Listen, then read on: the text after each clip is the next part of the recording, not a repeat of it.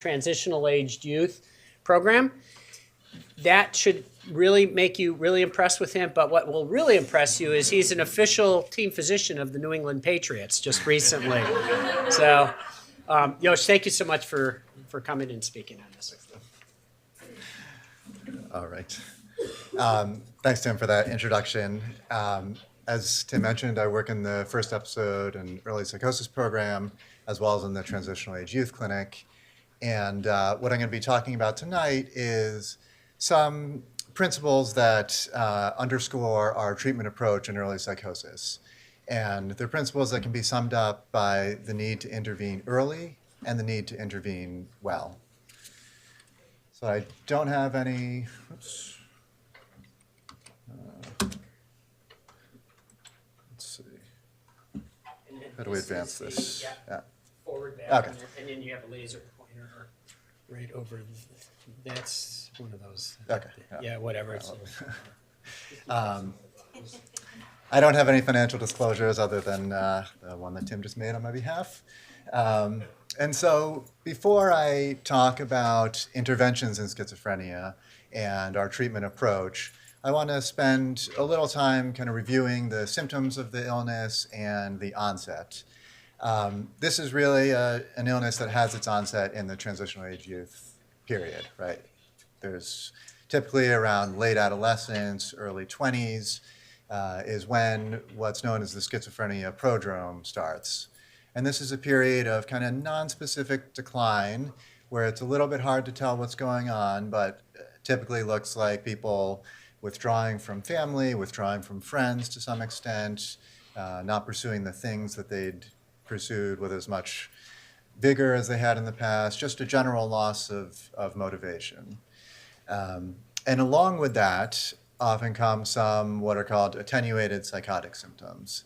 And so these are things like brief perceptual abnormalities, so sounds in the world seeming to be either louder or more distant than they typically are, or even temporary psychotic symptoms like a brief auditory hallucination or brief sort of delusional thinking, which resolves quickly and importantly is during this phase of the illness, people usually retain some insight into what they're experiencing isn't reality-based. Some subset of those people go on to develop a full-fledged psychotic episode. And those are characterized by frank hallucinations, which are often things like hearing a voice when there's no one there, and often can be very distressing, so voices screaming at you or voices criticizing what you're doing, or even multiple voices kind of commenting critically on your actions. And then the other type of common positive symptom is delusional thinking. So paranoid thoughts like the FBI is following you or persecuting you.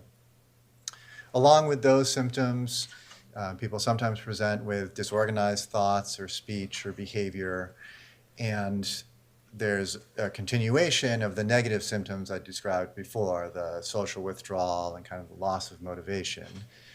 And for almost all patients, there's some element of cognitive effects as well. So that often manifests as difficulty with organization or attention or focus or executive functions. To give a sense of the scope of the problem, schizophrenia affects 1 out of every 100 people, and that's a figure that's replicable around the world, and is among the top 15 causes of disability in the world, and it has a huge impact not only on individuals, but on the families of those individuals. So the first episode in early psychosis program was started here at MGH in 2003 by Drs. Oliver Freudenreich and Corey Cather. And before that, patients in the first episode had been treated in the same way as patients with more chronic illnesses. But what Drs. Freudenreich and Cather recognized was that this was a unique phase of the illness and so needed a different treatment approach. The modalities of treatment that we have in our program are listed up here, so psychopharmacology or medication management, CBT, family work, group therapy, and case management. cognitive behavioral therapy, sorry. Yeah. Now, why is specialized care so important? So the first time that somebody has these types of symptoms, either hearing voices or having delusions, is just different from the 5th or the 6th or the 10th time, right? These symptoms are totally new to the patient and to the family. And often these individuals are new to the whole world of mental health care. And so they really benefit from having providers who specialize in this phase of the illness and who are comfortable in walking both patients and their families through conversations around what does it mean to have schizophrenia, how do we come to the diagnosis, what is the initial treatment plan.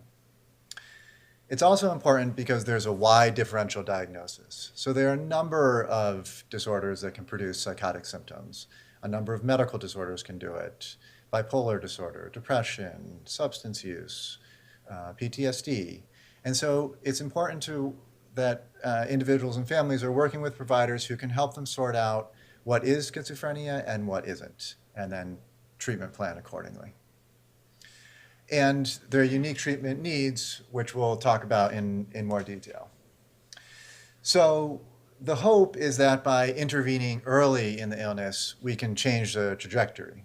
So this graphic shows in purple sort of what's the natural history of schizophrenia. So if somebody gets no treatment at all, there tends to be this prodromal phase, as I described, and then this first psychotic episode, and then subsequent kind of gradual decline punctuated by intermittent psychotic episodes. And the hope is that by intervening early in the illness, we can shift that trajectory and encourage more recovery. So our goal of intervening early is driven by two principal factors. The first one, and I will go into this in more detail later, is what's called the DUP, or the duration of untreated psychosis. And the second is what I call sort of collateral damage of being in the midst of a psychotic episode. And what I'm referring to there is we've been talking all night about how important of a developmental period the transitional age years are, right? People are going off to college or starting work, they're living independently, they're taking on more and more responsibility. And going through a psychotic episode can really derail that developmental track. And so the sooner that we can get people treatment, the faster we can try to restore some of those developmental milestones.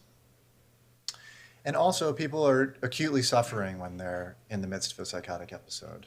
And that puts them at higher risk for thoughts about suicide and committing suicide, and also for acting violently in response to some of the symptoms that they're developing. And so the sooner that we can get them into treatment and get those symptoms under better control, the more we can mitigate that risk. So this makes intuitive sense and is also borne out by lots of research on this topic. So intervening early is associated with better treatment response, so a greater reduction in those symptoms, the hallucinations and delusions that I talked about. It's also associated with better long-term functioning. So intervening early gives you a better chance of eventually living and working independently. And we talked about the suicide and violence risk, and there's good data that intervening early lowers that risk. So in this study, 4% of patients who had had earlier intervention either went on to have a plan or attempt suicide, whereas that figure was much greater at 17% for those who had sort of more normal treatment. Now, I'd mentioned the duration of untreated psychosis earlier, and this is the period of time between when psychotic symptoms first start, so the first time somebody's had hallucinations or delusions, and when they get treatment, right? And the shorter we can keep that period, the better the outcomes are. I'm sorry? From weeks, months? Yeah, so unfortunately the data on this are that the average duration of untreated psychosis is actually usually around a couple of years. And so weeks or months is good relative to that. And we're of course, trying to shrink that period as much as we can. So the longer the duration of untreated psychosis, especially when it's on the order of years like the average is, the higher the rates are that it'll be difficult to achieve symptom remission. And remission of symptoms is, of course, a good goal in and of its own right, in that it relieves the suffering associated with those symptoms. And it itself has been tied to better quality of life and better functional outcomes down the road. So there was a recent meta-analysis which gathers data from a number of different individual studies that looked at the duration of untreated psychosis. And it's really quite convincing in terms of the impact that it has. So for category after category, the shorter that period is, the better the outcomes. And that's true for positive symptoms, for those hallucinations or delusions, for the negative symptoms like the withdrawal and the motivation, for the number of times people get hospitalized or rehospitalized, and for their functional outcomes down the road. So I hope by now that I've convinced you that intervening early is important, and let's switch a little bit to how do we intervene well, right? Because it's important not only that treatment comes at the right time, but also that it's the right kind of treatment. So there's, again, have been a lot of research studies that have looked at this and looked at what are the key components of sort of a holistic approach to treating schizophrenia, right? Medication is part of it, but there are all these other psychosocial supports that are equally part of or should be part of the treatment plan. And so these are listed up here, and I've highlighted the ones that we offer in the first episode program. And so let's go through and kind of talk them through in more detail. So in terms of the psychopharmacology or the medication management, the key isn't sort of which particular antipsychotic is chosen, but rather in how it's used. So first episode patients who are in their first psychotic episode often respond to lower doses of medication than the doses that are needed in more chronic patients. And often that difference is about half. At the same time, however, they're more susceptible to side effects. And so we really need to be careful about how we dose the medication, and then how we monitor for and mitigate any side effects that happen. Because of their age? Why are you saying susceptible to side effects? Yeah, so I think it's in part driven by age. I think it's in part not totally understood why, but what we've seen in terms of treatment responses in these two populations is just that side effects pop up more in the first episode group. And the good news is that they're more responsive to medication, right? So something like 80% of patients in the first episode will have what's called response to medication, meaning symptoms are lowered, if not taken away altogether. So the next modality is CBT, or cognitive behavioral therapy. And although response rates are higher in the first episode, there's a significant chunk of patients, 30 to 50%, who still have some residual symptoms despite treatment with medication. And so cognitive behavioral therapy helps those patients to develop strategies to manage those symptoms, just as the same way that CBT is used to manage symptoms of anxiety or depression. So, for example, for the patient I mentioned who was worried that the FBI was persecuting him or following him, right? This might look like helping him to develop ways to balance what is the evidence for this actually happening, what's the evidence against it, and what are some alternative hypotheses that I might consider in sort of evaluating what's going on around me. And CBT is also really important in terms of relapse prevention planning. So working with individuals to think about, how do I plan to take my medication every day, to avoid substance use, to do the things that are part of my whole treatment plan that keep me in a good place. Now, this is going to be preaching to the choir a little bit given the conversation we were just having, but family involvement is essential, right? And that's for a couple reasons. First is that family members are also suffering as they're adjusting to having a loved one go through these symptoms and learn about this new diagnosis. And the second is that families are really a vital part of our treatment framework, right? So families are often essential in reminding patients to take medication and getting them to appointments, in helping them to work through the goals like school or work that are in their lives, and in supporting those relapse prevention plans that I was discussing.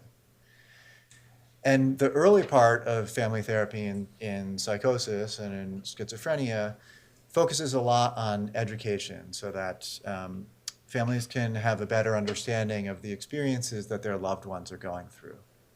And it also focuses on communication styles within the family, because there's been a lot of research that indicates that the more conflict there is in a family, the worse that is for the patient's symptoms. So psychotic symptoms actually get worse in the context of high family conflict. And so, so we want to work with patients and their families, whether it's around issues of collaborating with providers or giving release of information, but in ways, because most of the time the goals are shared, right? Everyone wants symptoms to be lowered and for the person to be able to live independently. And so we try to work with patients and families to get to that place. I mentioned how disruptive psychotic episodes can be to things like going off to college or to working. And part of what we're fortunate enough to have in our program is a supported employment and education specialist whose role it is to help patients develop the skills to get back to school or get off to work, and to be a liaison to schools or to workplaces to educate them some about the illness and to help develop accommodations as appropriate. And dual diagnosis treatment. So there's a high percentage of patients who, during their first episode of psychosis, also meet criteria for a substance use disorder. And with some frequency, that substance is marijuana, right? And I think there's this kind of idea in the popular culture about how benign marijuana is, and that is definitively not the case for schizophrenia, right? There's good research that shows that use of marijuana really increases the risk of positive symptoms, so increases the risk of hallucinations and delusions, makes it harder for medications to be effective, and lowers kind of long-term outcomes. So we really want individuals to cut down and stop using as quickly as possible. And part of making that happen is working with providers who are used to managing both types of the illness. And in the first episode program, we partner quite closely with ARMS to do a lot of this work. So in terms of the impact of this, so what does the data tell us about how effective specialized treatment is? So specialized treatment gives individuals a better chance of symptom reduction, a better chance of longer functional recovery, and overall is associated with fewer hospitalizations and fewer days in the hospital. So we'll walk through a couple of studies that kind of outline those points. In this study, the orange dots, which may be a little bit difficult to make out from the back, are the specialized care. And you can see on the graph on the left that patients in specialized treatment actually started with lower quality of life scores, and by the end of the study had higher quality of life scores than kind of the typical care. And the reverse is true for their symptom burden, right? They started out with a higher burden of symptoms, and by the end of the study, symptoms were in better control. It's true also in terms of relapse. So this study looked at how frequently do people relapse within the first year and a half of treatment. And only 30% of patients in specialized treatment had relapsed versus close to 50 in the regular community care. Same pattern is true for that kind of functional recovery that we were discussing, whether it's being involved in work or in school, that it's much higher in people who are involved in these specialized programs. And that substance use rates are also lower. We recently did a study of family involvement in the patients in our clinic, and what we found was that patients who had families involved had faster symptom recovery than those who didn't. So, of course, we're always thinking about where do we go from here and how do we make the care that we're delivering even more effective. And I think part of that is through these ongoing research studies to try to figure out what are the factors, demographic, treatment, family factors, that predict a good outcome, and how can we generalize those to more of our population. And we want to expand the services that we offer to include more dual diagnosis treatment, more group therapy, and more or different sort of family services. So I'd like to just conclude by acknowledging the people on our team and by thanking you again for coming out tonight. Thanks.